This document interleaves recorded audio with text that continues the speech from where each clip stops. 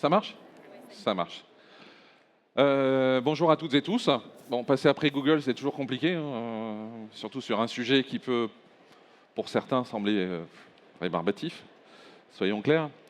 On a des intervenants extraordinaires, évidemment. Alors, vous voyez, les femmes d'un côté, les hommes de l'autre, et le juge au milieu. Ça, c'est bien. Il faut faire attention que je ne devienne pas procureur aussi. Hein. Ouais. Et bourreau. Donc, hôteliers, restaurateurs, sécurisez et exploitez vos données pour augmenter la valeur de votre entreprise.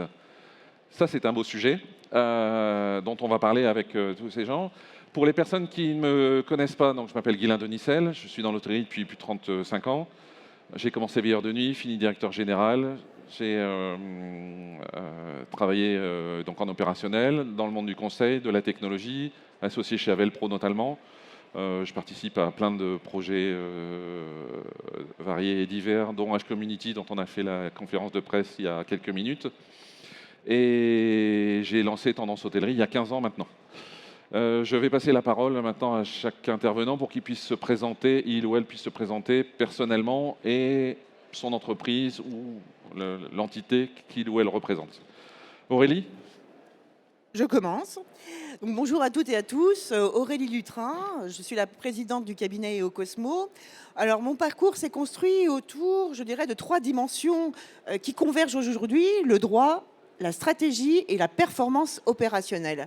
J'ai commencé ma carrière en tant qu'avocate en droit des affaires, où là, bien évidemment, j'ai appris que le risque avait toujours une traduction économique, et on en parlera tout à l'heure. Puis j'ai dirigé un centre de profit d'une centaine de personnes dans une multinationale, où là, j'ai été confrontée à une réalité, mais qui peut être aussi la vôtre. C'est que je me suis rendu compte que les méthodes de gestion traditionnelles ne permettaient plus de piloter efficacement la performance. Et donc, j'ai un peu inoculé, si j'ose dire, de nouvelles méthodes de gestion qui ont placé la donnée au cœur du pilotage. Et les effets se sont fait sentir, puisque en 4 ans, ce centre de profit est passé de la dernière rentabilité nationale à la première rentabilité nationale. Donc, ce que j'en ai retenu, c'est une chose très simple, c'est qu'aujourd'hui, la performance ne repose plus sur votre savoir-faire, votre expérience professionnelle, votre savoir-faire technique, mais repose aussi sur la capacité à structurer, à sécuriser et exploiter vos données. Et aujourd'hui, c'est ce que je fais avec EOCosmo. J'accompagne les hôteliers, les restaurateurs dans la construction de cette performance globale et durable nouvelle génération. Et c'est dans ce cadre-là aussi que j'ai eu le privilège de rédiger pour le GHR Paris-Île-de-France 2 guides, un sur la valorisation des données dans le secteur CHR et l'autre sur l'intelligence artificielle. Merci Aurélie. Vous avez compris pourquoi j'ai parlé d'être procureur et même bourreau, hein. Tout à fait. Fabienne. Je vais être beaucoup plus rapide. Bonjour à toutes et à tous.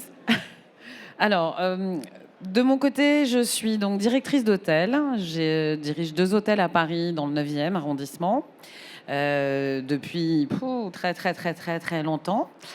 Et je suis également présidente de la branche hôtel pour le GHR Paris-Île-de-France, donc groupement des hôteliers et restaurateurs de France.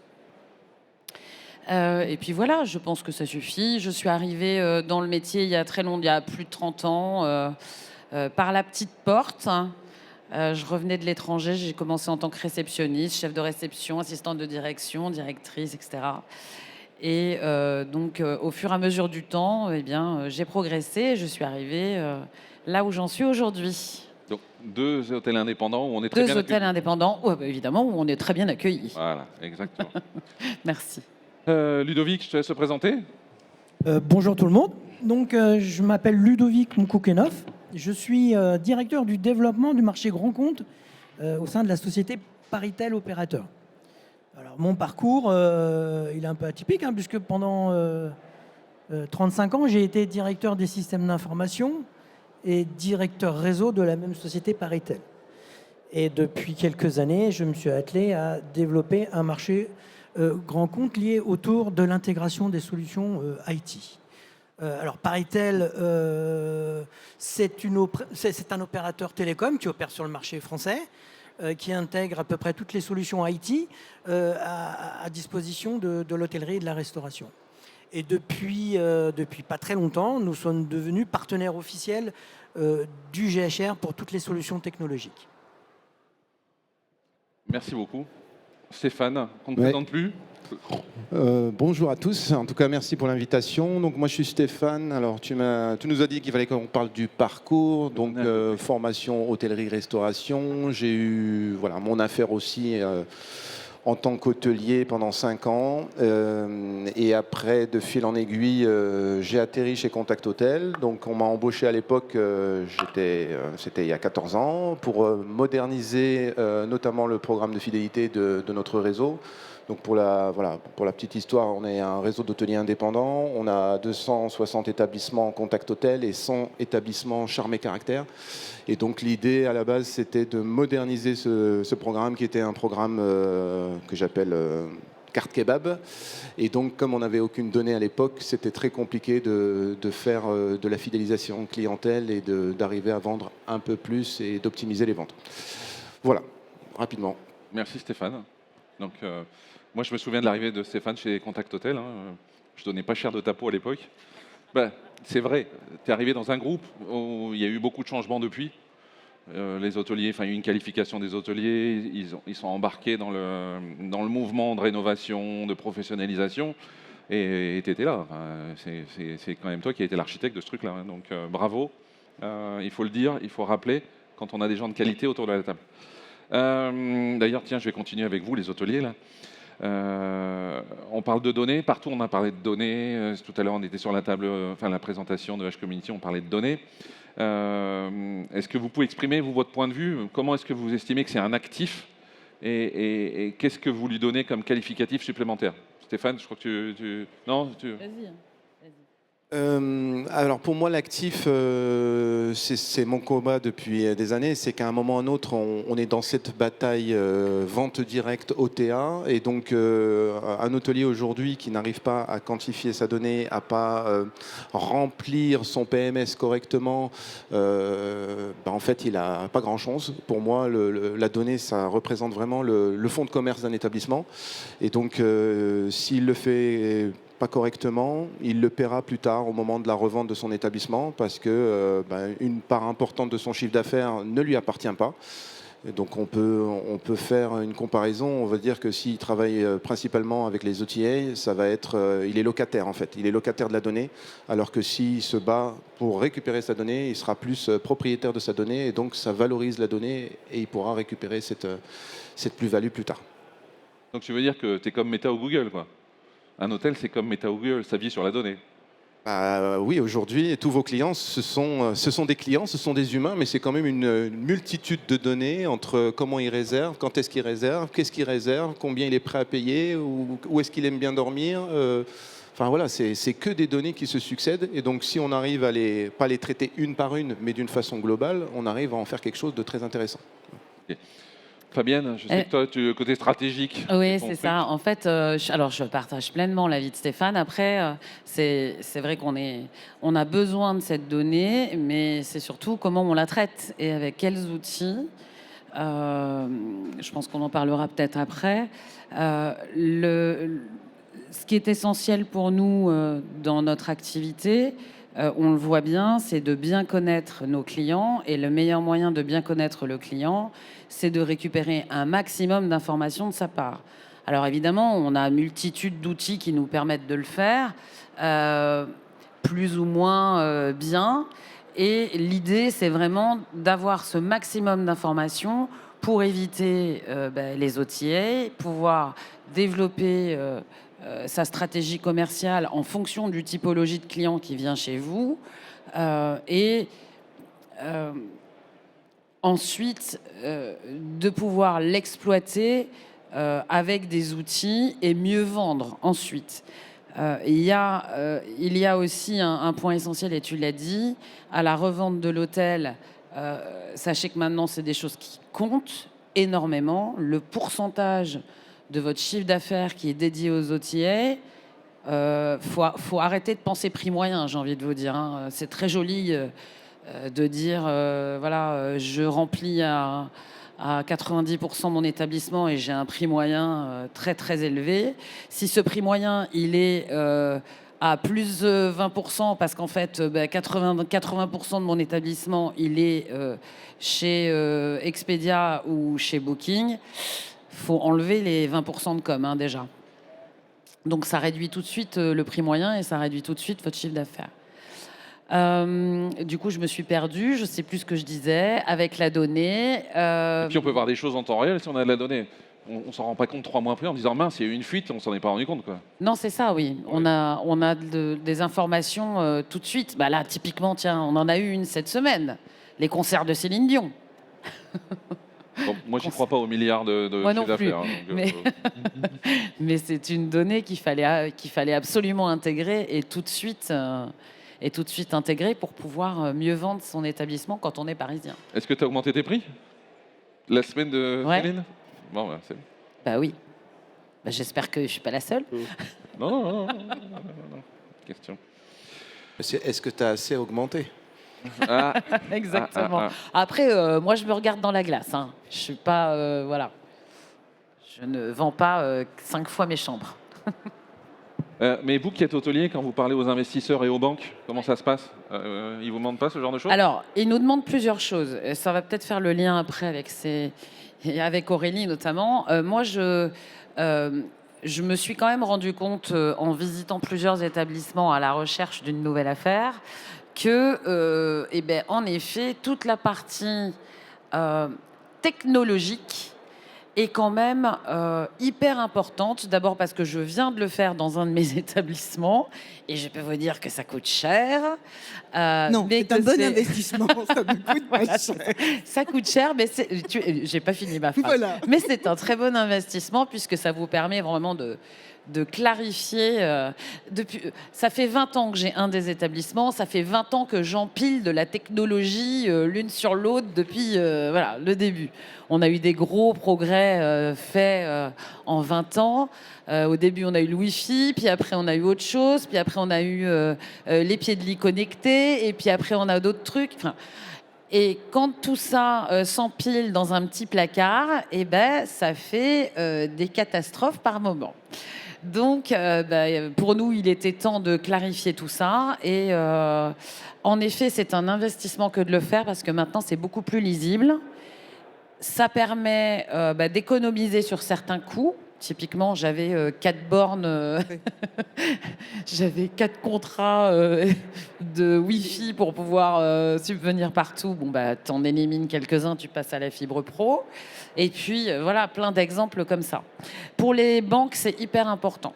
C'est hyper important pour le côté sécurité de l'établissement. C'est-à-dire que si on a vu les énormes fuites de données qu'il y a pu y avoir dans certains groupes, il est évident que nous, petits, on peut être touchés. Et du coup, sécuriser vos données et sécuriser les points d'entrée de l'établissement, c'est hyper important. Stéphane, tu es d'accord? Oui, nous, on n'a pas d'hôtels qui appartiennent à notre réseau. Après, c'est tous des indépendants. On est assez souvent et de plus en plus sollicité par les banques pour avoir des données de comparaison ou même des recommandations. C'est-à-dire que, étant donné qu'ils font partie d'un réseau, la banque, pour donner un financement, a besoin d'avoir une petite garantie ou juste de se rassurer. Donc ça m'arrive des fois de faire des attestations et aussi des exports de certaines données. Donc ça m'est arrivé 2 fois l'année passée. Mais la donnée, bien sûr, si elle est bien rangée et on peut faire des exports, ça rassure beaucoup les partenaires. Ok, merci beaucoup. On va continuer sur la sécurisation de la donnée. Aurélie, je pense que tu as plein de tips à donner. Oui, alors souvent on se dit, oui, la cybersécurité, pourquoi c'est vrai que quand on crée un hôtel ou quand on reprend un hôtel, généralement c'est un peu le dernier poste, parce qu'on pense qu'il faut tout mettre effectivement, soit dans une cuisine, soit dans l'immobilier, alors qu'aujourd'hui, naturellement, on ne peut plus reprendre un hôtel, on ne peut plus créer un restaurant si on n'a pas le bon poste en matière de cybersécurité et le bon poste évalué. Pourquoi? Tout simplement, là j'ai envie de vous dire, pourquoi aujourd'hui vous mettez des serrures dans vos hôtels? Pourquoi aujourd'hui vous mettez des extincteurs? À la limite, vous ne vous posez même pas la question, c'est une évidence. C'est légal aussi. Comment? C'est légal aussi. C'est légal pour les extincteurs, mais Ouais. les serrures, Non. à la limite, non. La vidéosurveillance, non plus. Pourtant, la plupart le font. Pourquoi? Parce que c'est pour sécuriser vos équipes, votre activité. Eh bien, la cybersécurité, dans ce monde virtuel, c'est l'équivalent de votre serrure. Et très clairement, derrière chaque client, derrière chaque collaborateur, derrière, je dirais, chaque transaction, il y a des données. Et je dirais que il n'y a pas que des données personnelles, il y a aussi tout votre, je dirais, avantage concurrentiel, vos marges, votre stratégie, tout ça, eh bien, effectivement, ça se protège.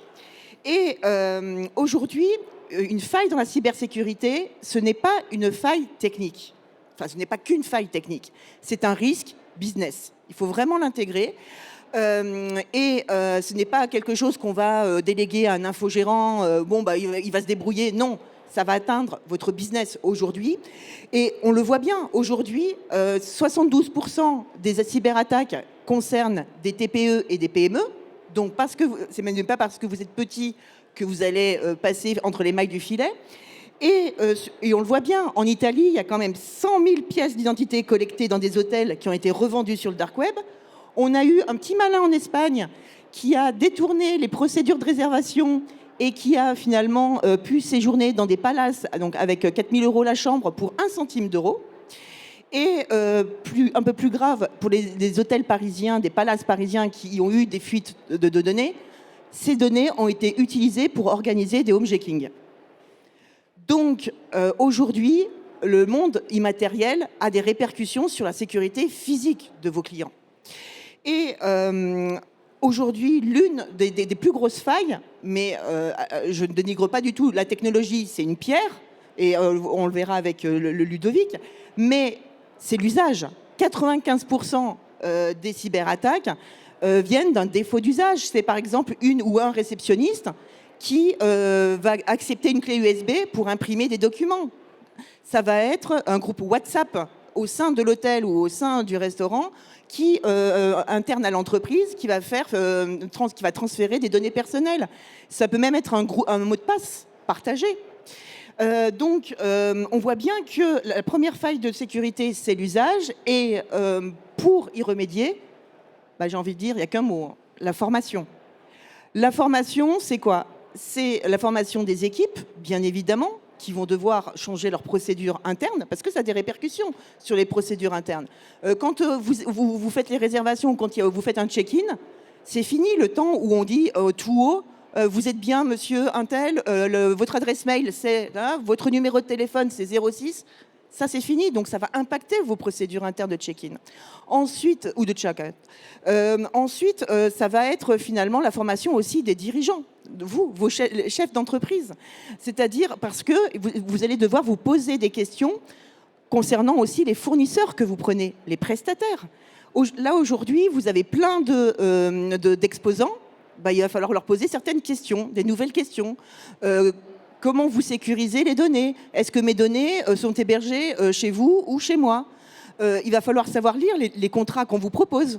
Donc repérer parfois des clauses qui sont complètement abusives, que vous ne signeriez jamais. Aujourd'hui, vous avez gagné en compétences. Vous n'êtes pas forcément spécialiste ou cuisiniste ou autre, mais pour les restaurateurs, vous savez choisir et poser les bonnes questions à un professionnel qui vend une cuisinière ou tout un système. Donc, aujourd'hui, il va falloir monter en compétence, savoir poser les bonnes questions et effectivement, choisir des bons fournisseurs, des bons prestataires, bien étudier les contrats, c'est garder vos données et vos valeurs et votre valeur. C'est ça aussi. Je parle beaucoup, mais... non, mais c'est bon. C'est bon. Non, elle est habitée par le sujet. Non, mais sinon je vais vous séquestrer. C'est du pénal, ce serait dommage. Bon, tant que c'est habité et pas hanté, ça va. Faut rester de ce côté-là.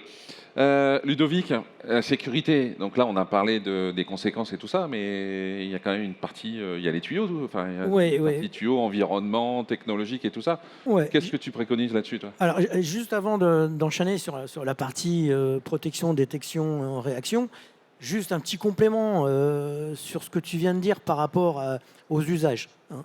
La cybersécurité, ce n'est pas uniquement le matériel et le logiciel. C'est d'abord et avant tout l'humain. Donc l'humain, je ne vais pas redire tout ce que tu as dit, mais la formation, l'information, les règles d'usage des mots de passe, etc., etc. On pourrait en faire tout un roman, mais c'est la première chose à mettre en place au sein d'une entreprise. Et pour savoir si vous êtes dans ce domaine-là, quel est votre facteur de risque, il y a des choses qui existent aujourd'hui que vous pouvez mettre en œuvre très facilement. Ce sont des tests d'intrusion. C'est-à-dire qu'il y a des entreprises spécialisées, on en fait partie, qui vont être capables de vous dire, tiens, on va vous tester à l'aveugle vos utilisateurs pour savoir s'ils sont fragiles.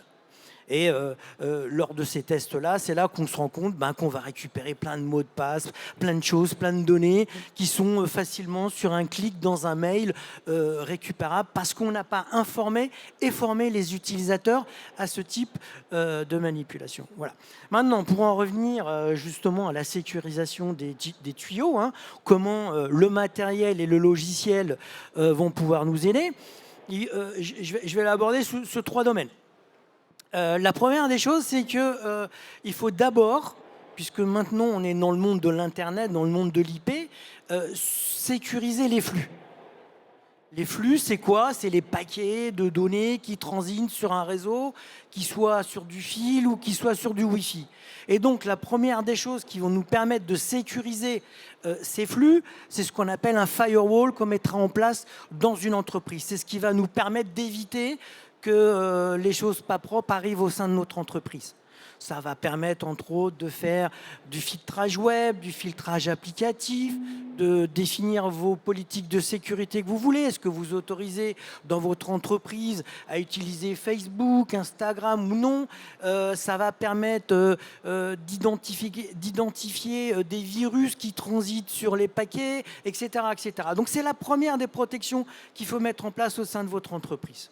La deuxième protection, vous la connaissez tous, hein, c'est celle qu'on imagine naturellement, c'est la protection du poste de travail. On va compléter la sécurisation du réseau par une protection antivirus. Et là, on va fortement sécuriser l'usage au sein du poste de travail. La troisième chose à laquelle ils font penser également, c'est que même si on a mis tout ça en place, il vous faut une politique de sauvegarde. Dans une règle 3-2-1. 3 supports, 2 endroits, au moins un endroit à l'extérieur. Donc il y a des solutions de sauvegarde qui existent dans ce domaine-là. Et la quatrième chose, le Wi-Fi. Alors on est dans l'hôtellerie, la restauration. Le Wi-Fi est quand même quelque chose de très stratégique dans cette profession-là. La première règle qu'il faut absolument respecter, c'est de séparer les flux. Vous avez un flux public, c'est-à-dire un accès à Internet que vous allez donner à vos clients, et vous avez un flux privé pour vos utilisateurs en interne. Il faut absolument les segmenter. Il ne faut plus partager le Wi-Fi de la box publique à la fois pour les collaborateurs et pour les clients. C'est un peu suicidaire. Donc, il y a des portails captifs qui existent pour faire ce type de séparation de flux, pour mettre en place des règles d'authentification. Est-ce que je donne un accès free? Est-ce que je donne un accès avec mot de passe? Est-ce que je donne un accès avec adresse mail? Il y a plein de processus différents que vous pouvez mettre en œuvre de manière simple ou de manière complexe. Mais en tous les cas, séparer les flux publics et séparer les flux privés. Sur le privé, deuxième règle, mettez de l'authentification forte. Hein. Aujourd'hui, on en trouve partout, c'est-à-dire une authentification avec un mot de passe déjà, et ensuite avec quelque chose de complémentaire. Ça peut être un SMS, ça peut être des applications spécialisées dans l'authentification. Voilà. Ce sont des règles qui sont plus ou moins complexes à mettre en œuvre, sur lesquelles vous pouvez faire accompagner. Un firewall, bien évidemment, vous n'aurez pas les compétences pour l'administrer vous-même. Il faut trouver un partenaire qui va vous l'infogérer, parce qu'un équipement, il ne suffit pas de le mettre en place. Il faut veiller à ce qu'il soit up-to-date. Il Il y a des mises à jour de firmware à faire, des mises à jour de règles de sécurité. Ce n'est pas votre métier. Il vaut mieux le confier à quelqu'un qui va embarquer ça dans le contrat qui va vous proposer. Et enfin, la dernière chose, malgré tout ça, même si on a protégé tout ce qu'on pouvait protéger, qu'on a formé, qu'on a informé, qu'on a testé, eh ben, il se peut qu'on se fasse avoir. Et on a fait la sauvegarde. Donc il faut prévoir d'ores et déjà ce qu'on appelle un plan de reprise d'activité ou un plan de continuité d'activité. C'est-à-dire, qu'est-ce qu'on fait si on s'est fait avoir? Voilà. Toutes ces choses-là. Je vois que toi aussi, tu es habité par le sujet. Hein. Exactement. Bon, mais j'ai retenu une chose, en fait, c'est que le problème, il est entre la chaise et le clavier. Quoi. Exactement. Donc il faut virer les humains. C'est voilà. fort. Hop. Non, non, non, Alors- non, non, non, non, non, non, non. En revanche, moi, je connais plein Hors mon d'hôteliers là, dans la salle, qui doivent se dire « Oh là là là là, Ouais, mais qu'est-ce que ça me qu'est-ce que c'est saoule ce truc !»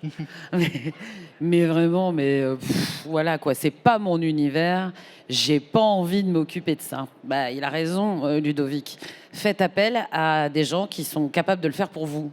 Hein, croyez-en ma grande expérience du sujet, c'est bien plus facile de déléguer que de s'occuper de ce truc tout seul. Et en même temps, justement, la formation, quand on n'a pas le minimal, pour pouvoir prendre le bon prestataire. C'est comme tout, hein. C'est d'avoir les bons réflexes, poser les bonnes questions, et à partir de là, oui, déléguer. Et j'ajouterais, c'est surtout de faire attention parce que c'est pas que ça va pas arriver, c'est quand est-ce que ça va arriver. Tôt ou tard, vous allez passer par là. Ah oui, c'est obligé. Voilà. Donc à un moment, prenez le devant. Si vous avez eu la chance de ne pas vous faire piquer des données, c'est que vous avez beaucoup de chance. Ou vous n'en êtes pas aperçu. Voilà. Ou pas aperçu. Voilà. Ou vous en êtes pas. Donc en toute transparence, nous chez Contact Hotel, en 14 ans que je suis chez eux, enfin que je suis chez Contact, on a eu 2 fuites de données.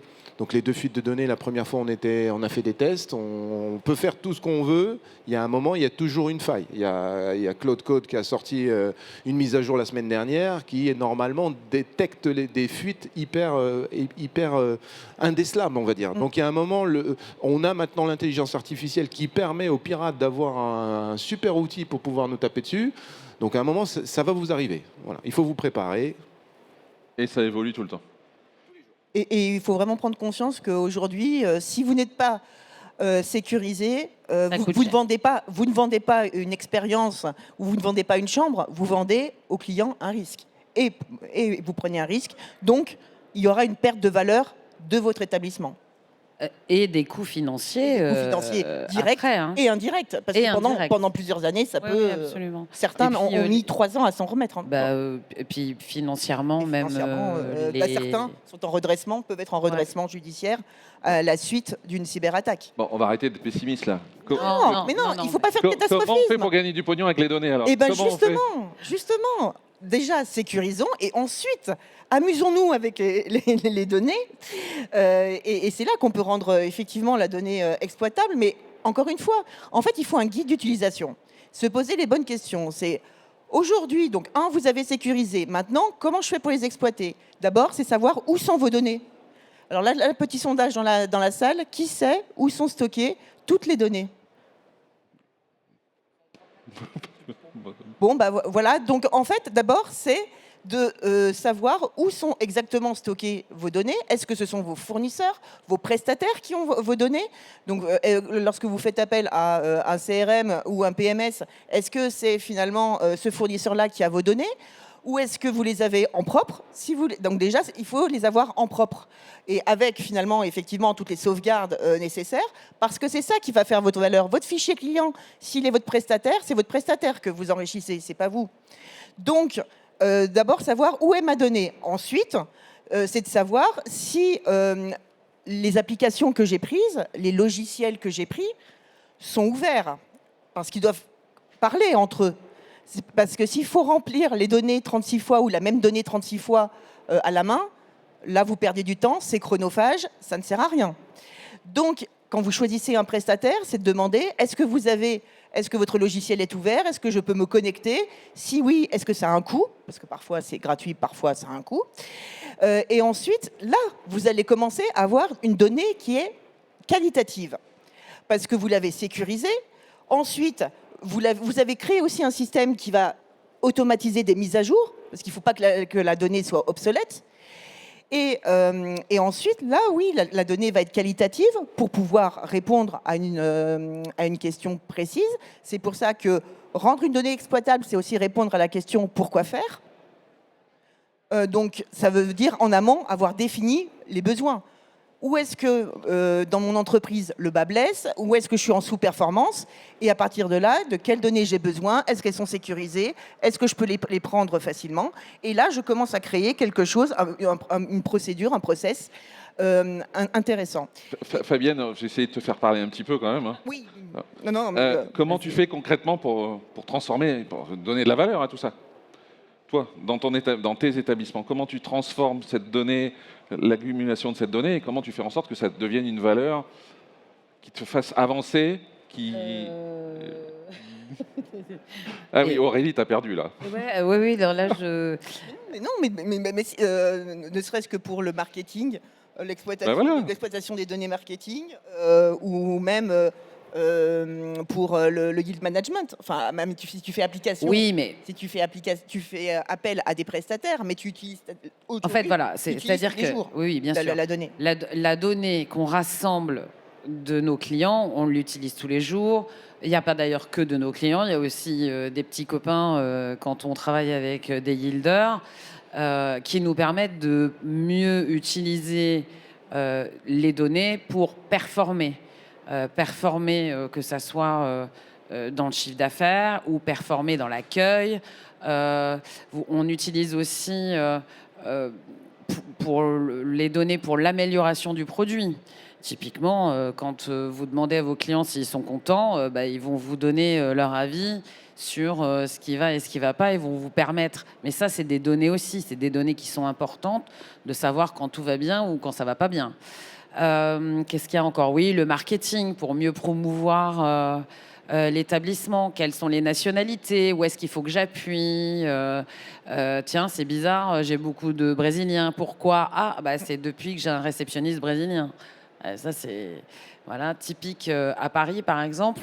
On attire des clientèles en fonction de votre personnel. Les procédures internes aussi. Les procédures internes qui peuvent évoluer en fonction de la sécurisation de la donnée que vous voulez faire. Et c'est vrai que là encore, une fois, idéalement, faire appel à quelqu'un de l'extérieur vous donnera une vision autre parce que vous êtes dedans, la tête dans le guidon, et vous n'avez pas forcément l'ouverture nécessaire pour vous rendre compte que ce que vous faites là, c'est pas bien, en fait. Donc, c'est important que ça soit quelqu'un de l'extérieur qui fasse la démarche de vérifier si ce que vous faites est bien en termes de sécurisation de données. Merci. Comment ça se passe chez toi, Stéphane, et comment tu fais en sorte que cette donnée devienne exploitable? Donc, écoute, comme tu as dit, Fabienne, il y a deux positions. Il y a la position de l'hôtelier et la position du réseau. Pour nous, notre cheval de bataille, c'est vraiment de capter la donnée. Donc, quand je dis il y a la donnée client, donc aujourd'hui, on a sorti, vous le savez, les OTA cryptent les données. Donc, on peut utiliser on a un partenariat, on utilise un CRM qui permet d'aller capter la donnée et pouvoir l'exploiter. Donc ça, c'est toute la partie données clients où on arrive à l'utiliser pour augmenter les ventes et surtout, comme j'ai dit au début de notre discussion, être propriétaire de sa donnée pour pouvoir l'exploiter et faire revenir les clients. Donc ça, c'est le point important. Bien sûr, l'acquisition est faite pour faire rentrer le client une première fois dans l'établissement. La fidélité est là pour faire revenir et rallonger la durée de la relation client que nous avons avec eux et donc augmenter le chiffre d'affaires et réduire les coûts d'acquisition. Ça, c'est pour les clients. Après, vous le voyez, on est vraiment dans un environnement technologique aujourd'hui où vous avez plein de petites applications que vous pouvez utiliser, que ce soit pour les RH, que ce soit pour la partie restauration, qui permettent aussi d'avoir des données d'une façon macro qu'on peut analyser. Donc concrètement, on va voir le taux d'occupation, les réservations qui vont avoir un impact sur, par exemple, la maintenance, le nombre de personnel qu'on doit avoir pour faire les chambres, le service, toutes ces choses-là. Donc encore une fois, on a la chance de vivre dans une ère où il y a de l'intelligence artificielle, donc n'hésitez pas à faire appel à elle. Si on fait typiquement un exemple concret, on pourrait exporter 3000 avis sur Booking et les mettre dans une IA, c'est anonymisé, il n'y a pas de problème, mais on fait le prompt qui fait qu'on va analyser ces données-là et dire, bah voilà, à court terme, il y a ça que je dois faire, parce que ça revient souvent, il y a ça que je dois faire dans les 3 mois, il y a ça que je dois faire dans l'année à venir. Donc ça permet d'optimiser nos investissements, de se focaliser sur ce qui marche pas, parce que c'est vrai que tu disais, c'est du ressenti, il y a des retours clients tous les jours, des choses qu'on nous dit, mais il y a aussi des petites choses qu'on dit d'une façon discrète, Oui. qui reviennent d'une façon récurrente, et il faut intervenir. Donc oui, la donnée, elle est partout, mais quand on arrive à prendre de la hauteur et à l'analyser, ça nous permet d'avoir une vision un peu plus long terme et efficace. Et toi, Ludovic, tu veux compléter ça sur la partie technique là, comment on fait pour la rendre exploitable, que ça marche, ça connecte ça...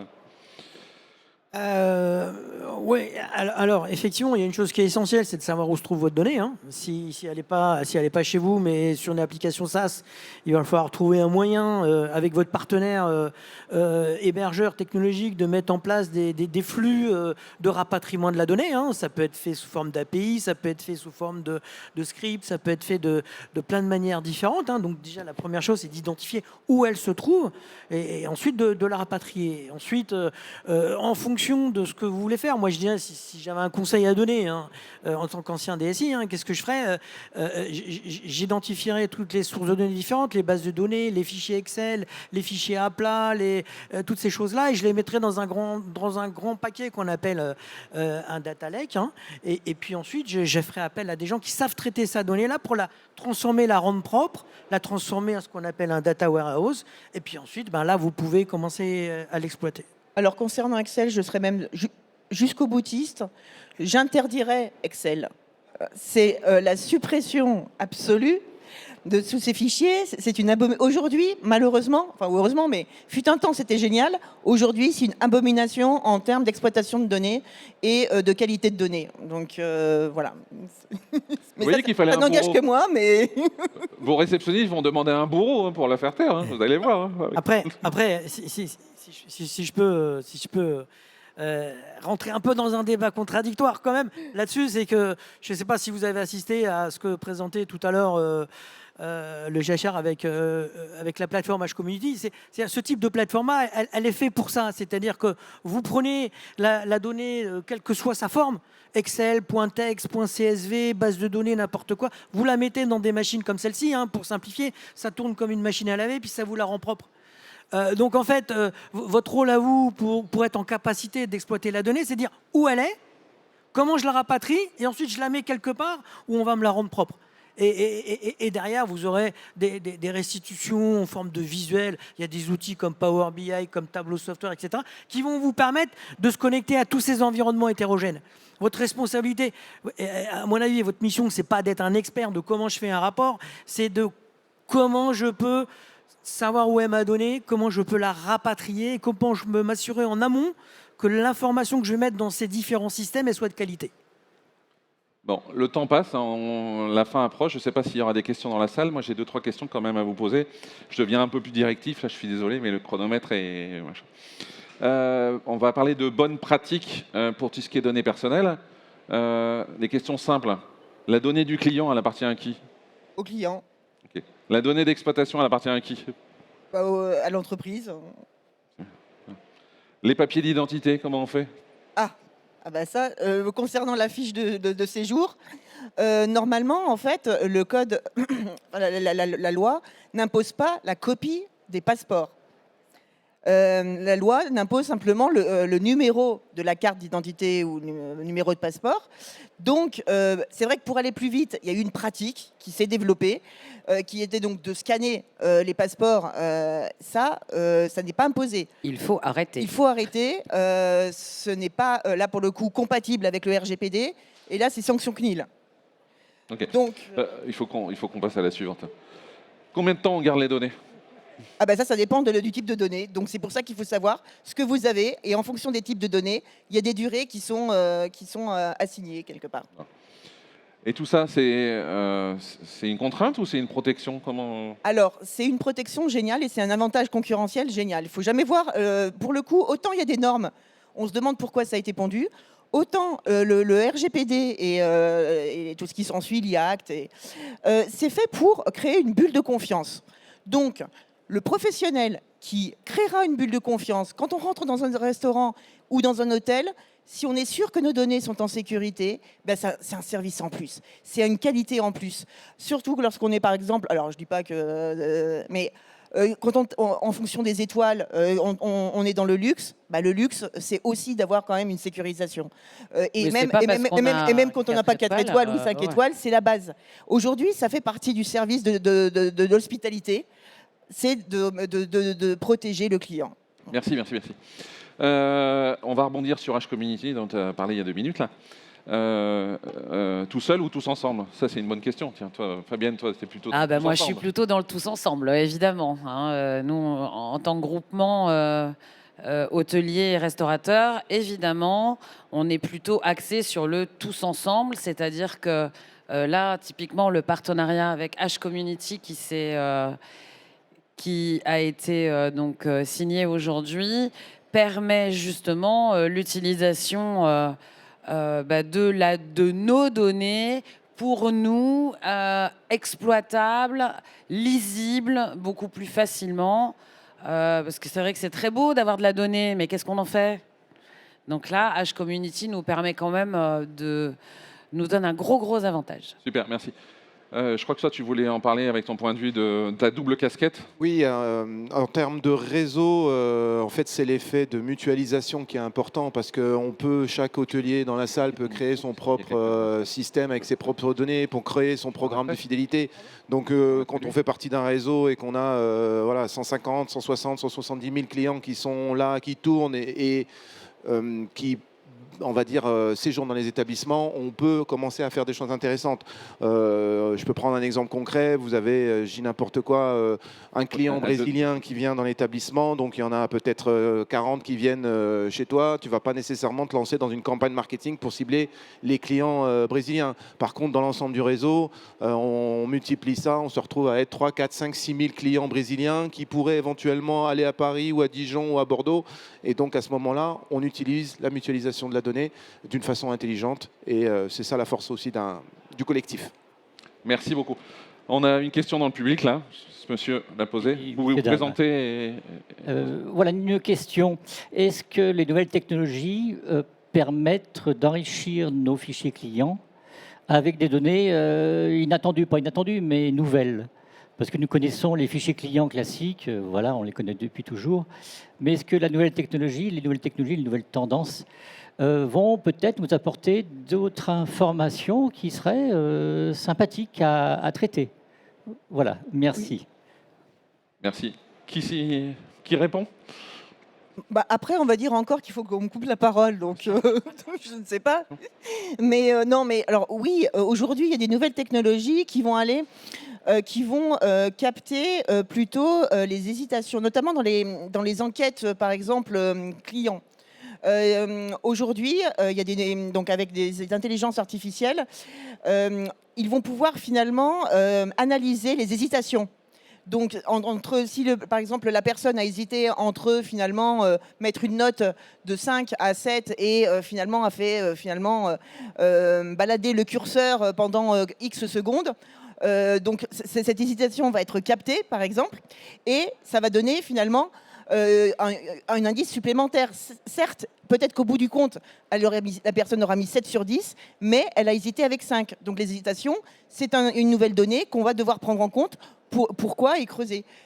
Aujourd'hui, effectivement, il y a tout un tas de technologies. Stéphane, je crois que tu voulais rebondir. Ouais, moi, ce que je peux dire, c'est qu'il y a des outils, pour être très rapide, des outils qui analysent le comportement des clients sur les sites Internet. Donc ça, typiquement, tous les points de friction, on essaye de les lister pour que le process d'achat soit le plus rapide. Deuxième solution, c'est maintenant avec l'IA, on peut brancher des LLM qui permettent d'analyser les avis des clients, parce qu'ils vont dire, oui, c'était super, le petit déj, quelque chose, tout ça. Et l'IA va arriver à analyser le commentaire pour le rajouter dans le CRM pour que la prochaine fois, on détecte ce que le client préfère pour lui mieux répondre à ses besoins la prochaine Ou fois. identifier les faux avis même. Merci beaucoup. Dernière question. Merci. Philippe Sens, Société Redstone. On voit la force de la communauté, hein, le fait de travailler en réseau. Est-ce que l'agentique IA va gommer justement ces écarts entre le vrai indépendant et l'éventuel franchisé ou adhérent, ou au contraire, est-ce que ça va encore agrandir l'écart et faire en sorte que l'indépendant aura de plus en plus de mal à exister dans un monde complexe? Merci, monsieur. C'est pour moi, ça. Donc, moi, je travaille pas trop pour un réseau de franchisés. Donc, on a vraiment cet ADN indépendant chez Contact Hotel et Charmé Caractère. Donc, encore, j'étais avec mon président qui est en train de trouver des solutions pour nos hôteliers. Notre intérêt, c'est d'arriver à toujours trouver la solution la plus adéquate pour pouvoir sortir et être visible. Je vous donne un exemple. Là, on a un partenaire, on a un rendez-vous juste après. C'est pour arriver à vendre sur les ChatGPT et tous les LLM pour qu'on soit le plus visible possible. Alors, c'est même plus une question de GIO, de fait d'être mentionné sur les LLM, c'est d'être vendu sur les LLM. Donc, l'étape d'après, c'est oui, il faut qu'on sorte, mais oui, il faut qu'on soit vendu. Donc, je suis d'accord, les cartes vont se rabattre parce que la marque, j'ai entendu hier qu'elle arrivait en 4e position. Donc, encore une fois, c'est l'emplacement, le prix, la qualité et après la marque. Donc, encore une fois, nous, la marque chez Contact Hotel, ce n'est pas l'élément fondateur. Nous, c'est le collectif, qu'on soit tous visibles, qu'on trouve les moyens pour répondre à nos clients. Et puis après, s'ils sont attachés à notre marque, c'est surtout par la qualité des prestations de nos hôteliers indépendants. Merci Stéphane. On est dans le rouge déjà. Ouais, Je vais demander de conclure tous très vite, 10 mots, pas plus. Alors, 10 mots, pour moi, la data est le nouveau fonds de commerce des hôteliers. Ludovic? La sécurité est une question de moyens matériels, de processus et surtout l'humain. Merci. Fabienne? Sécuriser vos données pour mieux vendre. Aurélie? Et donc, sans maîtrise des données, valeur, indépendance et avenir, vous perdrez. Merci beaucoup.